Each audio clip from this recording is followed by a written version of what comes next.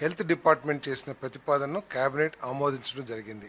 ఈ ప్రపోజల్స్ ద్వారా రాష్ట్రంలో దాదాపు 5 కోట్ల మందికి పైబడి వైద్య సేవలు అందించబడతాయి. 2 లక్షల నుంచి 2.5 లక్షల నుంచి 25 లక్షల వరకు కూడా విలువైన వైద్య సేవలు అందించబడతాయి. దాంట్లో ఏంటంటే 2.5 lakhs విలువైన వైద్య సేవల్ని ఇన్సూరెన్స్ కంపెనీ అందిస్తుంది.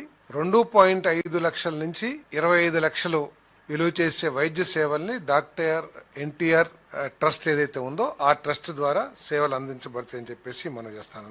గత ప్రభుత్వంలో ఈ సర్వీసెస్ ఏదైతే ఆరోగ్యశ్రీ అనే పథకం కింద చేసేవాళ్ళు వాళ్ళు కేవలం 4.30 కోట్ల మందికి మాత్రమే ఈ వైద్య సేవల్ని అందించడం జరిగేది. అప్పుడు నాకు తెలిసి సబ్జెక్టు కరెక్షన్ కేవలం 5 లక్షలు మాత్రమే విలువైన వైద్య సేవలను అందించేవాళ్ళు అనుకుంటాను. బట్ ఇప్పుడు 25 లక్షల వైద్య సేవలు అందించడం, అది కూడా రాష్ట్రంలో ప్రతి ఒక్కరికి కూడా only EHS employment housing scheme ఎవరైతే పొందుతున్నారో వాళ్ళకి తప్ప మిగతా వాళ్ళందరికీ కూడా రాష్ట్రంలో ప్రజలందరికీ కూడా ఈ వైద్య సేవలు అందించబడితే మనం చేస్తాను.